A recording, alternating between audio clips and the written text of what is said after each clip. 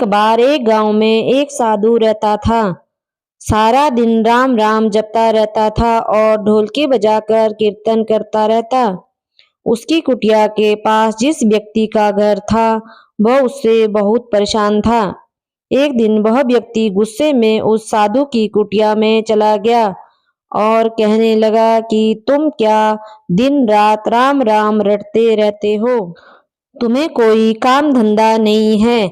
हमें तो कमाने जाना पड़ता है। तुम्हारी ढोलकी की आवाज से मैं सो नहीं पाता हूँ। साधु कहने लगा, तुम भी मेरे साथ राम राम जप के देखो, तब तुम्हें पता चलेगा कितना आनंद आता है। उस व्यक्ति ने थोड़ा खींचकर कहा, अगर मैं तुम्हारे साथ राम राम जपता हूँ तो क्या तुम्हारा राम मुझे खाने के लिए रोटी देगा? साधु कहने लगा कि मुझे तो राम नाम की लगन लगी है। मुझे तो राम जी की कृपा से हर रोज भोजन मिल जाता है। तुम भी राम राम जप के देख लो।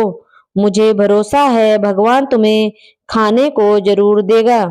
वो आदमी उस साधु को चुनौती देता है कि मैं तुम्हारे साथ आज राम राम का भजन करता हूँ। अगर तुम्हारे राम ने आज मुझे रोटी खिला दी तो मैं सारी उम्र राम की भक्ति में लगा दूंगा। अगर नहीं खिलाई तो तुम ढोलकी बजाना बंद कर दोगे।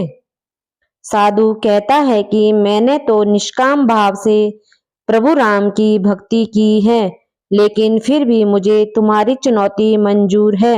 वह व्यक्ति साधु के साथ बैठकर राम राम का जाप करता है और मन में निश्चय करता है कि चाहे कुछ हो जाए मैं आज भोजन नहीं करूंगा। देखता हूँ इसका राम मुझे कैसे भोजन कराता है। राम राम का भजन करने के बाद वह सोचता है कि अगर अब मैं घर जाता हूँ तो मेरी माँ और बीबी मुझे खाने को कहेंगे और मुझे रोटी खानी पड़ सकती है, लेकिन मुझे साधु को चुनौती में हराना है। इसलिए वह घर जाने की बजाय गांव के पास के एक जंगल में चला जाता है। जंगल में एक पेड़ पर चढ़कर बैठ जाता है। वह सोचता है कि मैं सारा दिन इस पेड़ से उतरूंगा ही नहीं, अन्न का एक दाना भी नहीं खाऊंगा। इस तरह मैं साधु को हरा दूंगा और उसकी ढोलकी बजाना बंद हो जाएगी। कुछ देर बाद उस जंगल से एक बंजारों की टोली गुजरती है। उन्हें भूख लगी होती है तो बंजारों का सरदार कहता है कि आग जलाकर यहीं पर खाना बना लो। अब खाना खाकर ही आगे बढ़ेंगे। खाना बनकर तैयार हो जाता है। बंजारे खाना खाने ही वाले होते हैं कि इतनी देर में बंजारों को सूचना मिलती है कि पीछे से डाकू आ रहे हैं। तो बंजारों का सरदार कहता है कि हमें यहाँ से चले जाना चाहिए, डाकू हमारा सब कुछ लूट सकते हैं। वे बंजारे खाना वहीं पर छोड़कर चले जाते हैं। वह आदमी पेड़ पर चढ़ा सब देख रहा था। कुछ समय बाद डाकू वहां पहुंच जाते हैं। भोजन को देखकर डाकू कहते हैं कि खुशबू तो बहुत अच्छी आ रही है, लेकिन यह भोजन किसने बनाया होगा? बनाने के बाद खाया क्यों नहीं? कहीं किसी की चाल तो नहीं हमें फंसाने की? हो सकता है इस भोजन में जहर हो। उसी समय डाकुओं के सरदार की नजर उस व्यक्ति पर पड़ी। वह उसे नीचे आने का आदेश देता है।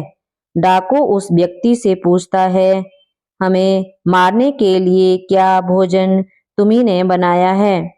वह बेचारा मिन्नतें करता रहता है कि मैंने यह भोजन नहीं बनाया, इसमें जहर नहीं है, यह भोजन बंजारों ने बनाया है। आपके आने की खबर सुनकर वे यहाँ से भाग गए, लेकिन डाकू के आगे उसकी एक नहीं चली। डाकू उसे कहते हैं कि अब तुम्हें यह भोजन खाकर दिखाना पड़ेगा, क्योंकि हमें लगता है कि तुमने ही यह भोजन बनाया है और इसमें जहर मिलाया है। अब तुम ही सबसे पहले यह भोजन खाओगे। बहुत जिद पर अड़ा रहता है कि मैं यह भोजन नहीं खाऊंगा, किसी कीमत पर नहीं खाऊंगा। डाकुओं का शक और गहरा हो जाता है। वे बंदूक की नोक उसके सर पर रखकर कहते हैं कि तुम्हें यह भोजन खाना पड़ेगा, नहीं तो गोली खानी पड़ेगी। वह व्यक्ति भोजन करता है और साधु को याद करते करते आंसू उसकी आंखों से बह रहे थे। उसने कहा था कि मेरा निश्चय है कि राम नाम जप लेगा तो राम तुझे भोजन भी देंगे। उसके भोजन करने के बाद डाकू ने भी उसे छोड़ दिया। अब उसे विश्वास हो गया कि बंजारों और डाकू को राम जी ने ही भेजा है। वो सीधा साधु की कुटिया में चला गया और जाकर उनके चरणों में प्रणाम किया और उन्हें सारा वृतांत सुनाया। अब उस साधु से भी ज्यादा उसे राम नाम की लगन लग गई। उसने अपना सारा जीवन राम जी को समर्पित कर दिया।